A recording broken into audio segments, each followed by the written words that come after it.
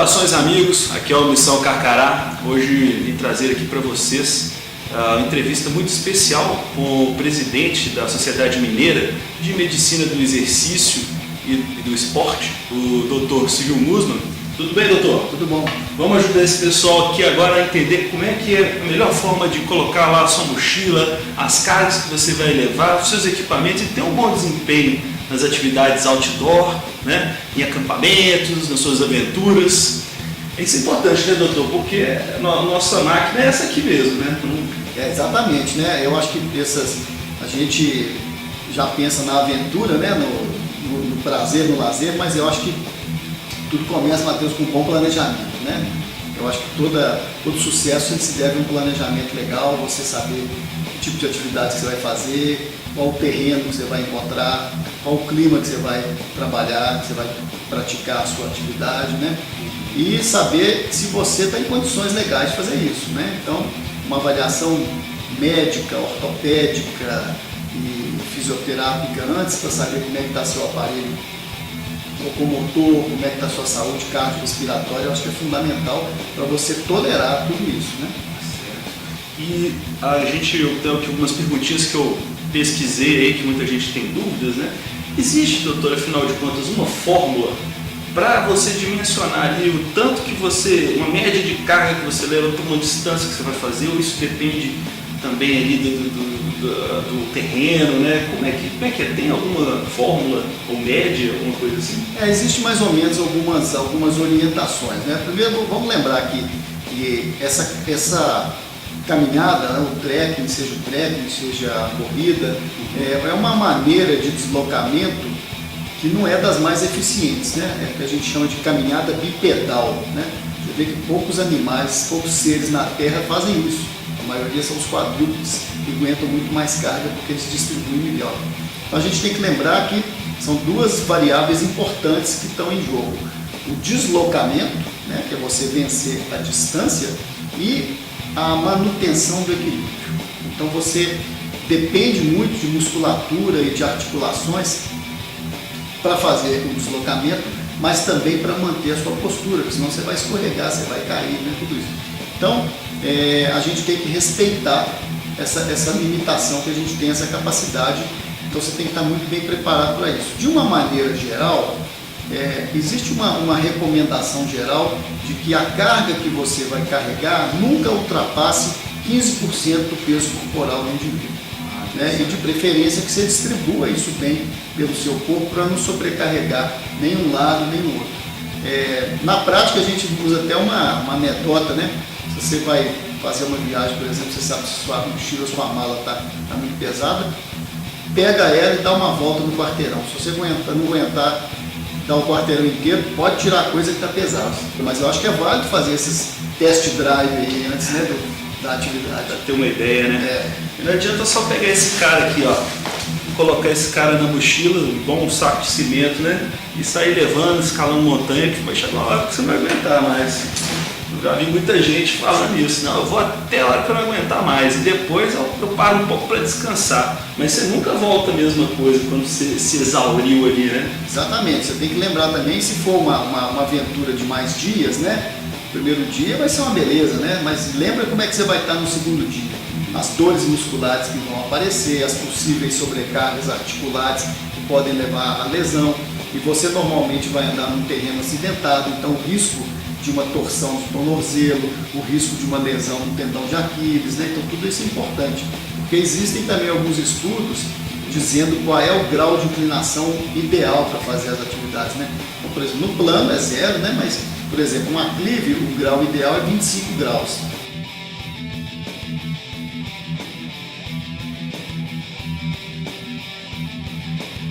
E no declive em torno de menos 10.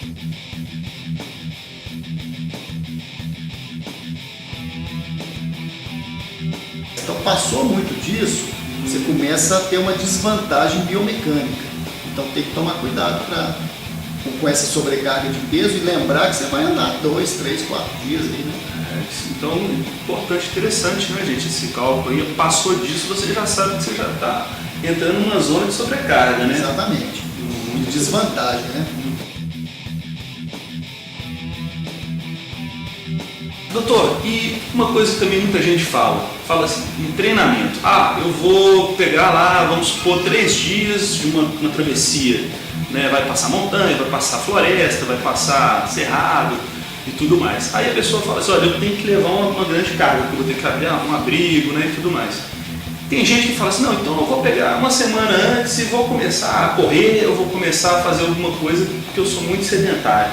Adianta fazer alguma coisa antes e depois encarar isso? Ou isso é um projeto mais amplo também, tem que ser mais antecipado? Como é que o senhor diria? Eu acho que você colocou super bem. Eu acho que tem que ser um projeto mais longo, um projeto mais bem planejado. Essa questão de você fazer um treinamento muito intensivo em pouco tempo não vai provavelmente te ajudar muito. Por isso que eu te falei no começo que é importantíssimo o planejamento e uma avaliação da situação atual do indivíduo. Como é que você está nesse momento do ponto de vista muscular, do ponto de vista das articulações e do ponto de vista cardiorrespiratório? E aí você tem maneiras hoje de você medir isso. Nós estamos aqui num ambiente que a gente mede, faz teste de esforço, a gente mede o consumo de oxigênio. Então a gente sabe como é que o indivíduo está do ponto de vista aeróbico e aí você pode fazer um planejamento baseado no grau de esforço que você vai ter. Eu acho que é fundamental fazer essa avaliação prévia e essa preparação antecipada. Então, assim, quem tem por ideia aí começar a ter uma série intensa de atividades dessa, o ideal, a primeira coisa, é procurar um médico especialista, para fazer uma avaliação e você saber aí como é que estão as suas condições, né? Então eu ia até perguntar essa dica de planejamento, ele vai fazer o quê? Ele procura um médico, no médico mesmo ele vai ter dicas de, talvez, de equipamentos melhores para ele, para a postura dele, como é que é? No próprio médico a gente tem Eu acho que hoje, por exemplo, essa área do esporte, ela é uma área que a gente não tem a menor dúvida que ela é multidisciplinar. Então eu acho que é fundamental a participação de uma equipe multidisciplinar, O médico é fundamental, o médico para fazer uma avaliação clínica, cardiorrespiratória, uma avaliação do sistema ortopédico, ver como é que está, mas aí entram outros profissionais, o fisioterapeuta, um educador físico para fazer um planejamento de treinamento, um profissional da área da nutrição, pode ser uma nutricionista ou uma nutróloga, que são médicos especializados nessa área de nutrição. Eu acho que é legal se você tiver a oportunidade e quiser fazer uma coisa realmente bem planejada, é você passar pelas mãos de todos esses profissionais. Mas se você não tem condição de passar por todo esse processo e você quer fazer uma coisa mais amador, mais de lazer, eu acho que aí vale o velho bom senso, de respeitar os seus limites, a sua tolerância, a sua capacidade. E se você também não tem a condição de fazer uma avaliação médica e toda essa equipe, é você se basear um pouco também nos limites da sua frequência cardíaca. Então existem várias fórmulas que calculam a frequência cardíaca máxima do indivíduo, uma das mais conhecidas é aquela que faz 220 menos a idade. Então você não ultrapassar muito esse limite, manter isso num nível moderado de atividade, 70%, 80%, para você conseguir ter uma longevidade na sua atividade. Interessante, eu acho que até entra dentro dessa pergunta uma coisa que muita gente que está lá no meio de uma empreitada dessas acaba tendo. Existem sinais que o meu corpo dá dizendo que, olha, você já está chegando perto do seu limite ou que até que você já passou?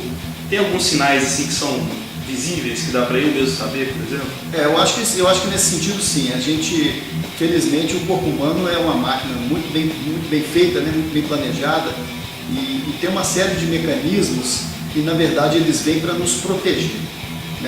São mecanismos que evitam com que a gente chegue no limite de explosão da nossa máquina, de superaquecimento. Então, o principal deles é fadiga, a sensação do cansaço, a sede é um indicador excelente, Você não mata de jeito nenhum. Você não mata, você tem que respeitar a sede. Aí quanto que eu devo beber? Bebe até a sede acabar. Então, isso são mecanismos que a gente tem, são muito bem modulados no indivíduo sadio que não está com nenhum problema. Então, principalmente esses sinais, a fadiga muscular, o cansaço físico, o cansaço respiratório, então, tudo isso são parâmetros que você deve respeitar e valorizar numa atividade como essa. é importante você dimensionar um tipo de calçado? Faz diferença no meu rendimento o tipo de calçado que eu vou usar para uma atividade? Faz diferença, sem dúvida nenhuma, né? Então o calçado, hoje a tecnologia dos calçados evoluiu muito, vai depender então do tipo de atividade que você vai fazer. Se nós estamos falando de uma corrida, se a gente está falando de uma maratona, uma corrida de longa distância, você tem que pensar na questão do impacto que você vai ter sobre as articulações, então calçados que minimizem essa articulação. E no caso especificamente, por exemplo, do trekking, né, que é uma atividade de terreno muito irregular, o ideal seria um calçado de alta aderência, né, solados que te proporcionem uma alta aderência por causa do terreno, às vezes escorregadio, de preferência cano longo, para evitar as torções do tornozelo, né? E prestar atenção também na questão da meia, né? Por causa da umidade. Então uma coisa é você fazer uma caminhada de um dia, outra coisa é você está fazendo um planejamento, uma caminhada de 5 dias, de uma semana, vai fazer um caminho de Compostela, você vai andar vários dias. Então lembrar sempre também dessa questão da umidade, do suor, que pode começar a dar as rachaduras no pé e vai aportar a sua aventura. Vai acabar antes, né? Vai acabar antes. É aquele chamado pé de trincheira, né? Exatamente. Racha tudo, né? E aí ferida que difícil tratamento. Mas né? é importante, não só os calçados, não, a roupa como um todo, né? Você usar roupas que permitem uma transpiração adequada, perder calor. Por outro lado, às vezes, dependendo do ambiente, aqueles casacos corta-vento, né? Toalha, aquelas toalhinhas que absorvem rapidamente a umidade, você se enxugando. Então é todo um aparato que você tem que planejar tudo direitinho. E a questão das bengalas de caminhada, dos cajados que muita gente compra ou corta mesmo, né? Aquilo ali ajuda você também a ter um dimensionamento do que você está levando ali, te auxilia no terreno, é importante também. Eu acho que foi uma observação ótima que você fez, muito bem lembrado, né? Esses cajados ou essas muletas, né, que as pessoas usam às vezes, por um lado, eles têm uma desvantagem que é aumentar o gasto calórico, o gasto energético, porque você vai passar a utilizar também membros superiores. Mas por outro lado, eles vão te ajudar no equilíbrio, né, no terreno acidentado, na distribuição da carga. Então, se você está se apoiando exclusivamente nas pernas, são duas sustentações, mas se você utiliza as bengalas, os cajados, você começa a distribuir um pouquinho melhor o vetor de forças dessa carga que você está carregando. E existem pesquisas mostrando, trabalhos científicos mostrando, que estudando, por exemplo, a fadiga muscular depois de uma atividade física, depois de uma caminhada mais puxada, mostrando que as pessoas que usam os cajados ou os pods, né, que são os pods, são as muletas, né, eles têm um desgaste menor. Um grau de fadiga e de sobrecarga muscular dessas pessoas é menor e a recuperação posterior vai ser maior. A questão climática interfere no meu rendimento? Chuva, umidade demais, ou então calor, secura? Como que ela interfere? O que eu posso fazer às vezes para tentar me resguardar disso aí? Interfere de forma fundamental, né? Interfere de uma forma muito intensa. Por quê? Porque para a gente, para o ser humano, ele realizar um trabalho, o trabalho que ele diz é um trabalho físico, um trabalho mecânico, uma caminhada, ele gasta energia, ele produz energia a partir dos substratos, né, que são carboidratos e gorduras. Essas reações químicas dentro do nosso organismo, elas produzem como elemento final calor e muitas vezes água, né? Então esse calor ele tem que ser dissipado no organismo. E o nosso principal mecanismo de dissipação do calor é a transpiração, é o suor, né? Para isso que a gente estuda, por isso que a gente estuda durante uma atividade física e você está perdendo calor. Porque se a temperatura interna do organismo começar a subir muito, ele vai atrapalhar todo o metabolismo, inclusive correndo risco de morte, a hipertermia, né? Então a gente troca calor com o ambiente. A gente perde calor no ambiente e a gente, quando está muito frio, tremores que a gente tem aqui ali, é uma forma do nosso organismo produzir calor para minimizar a nossa perda. Então, se você vai fazer uma atividade física nos extremos da temperatura, muito quente, muito úmido, vai dificultar essa perda, essa troca com o meio ambiente. Se por outro lado você faz isso num ambiente muito inóspito, muito gelado, vai dificultar também essa troca de calor com o ambiente e correr o risco de você ter uma hipertermia, quando você faz uma atividade de calor muito intenso, ou uma hipotermia. Então essas oscilações da temperatura interna, que no final das contas é o que interessa, que são perigosas e podem interferir no seu rendimento físico, principalmente na sua integridade física, podendo levar a uma. Então é isso aí para se resguardar, é o chapéu, é procurar uma excelente hidratação, né? Ele está muito bem hidratado. Se você for fazer isso num lugar que você sabe que é mais quente, mais gelado, se proteger bem, roupas que hoje você tem adequadas para minimizar essa perda de calor, né? Preservar isso. E por outro lado, se você vai fazer isso numa atividade num local muito quente, é facilitar a perda de calor. Esse negócio de que eu vou correr, vou fazer uma atividade física todo encapado para perder calor, perder gordura, balela, isso não é uma balela, não é isso que faz você emagrecer. Isso faz você perder água e piorar o seu rendimento. Gente, queria agradecer aqui ao Dr. Ciro Musman. Muito obrigado pela gentileza de nos atender aqui, tirar algumas dúvidas aí de vocês, né? Se gostou, não se esquece aí então de compartilhar isso daí para os colegas que podem achar interessante também.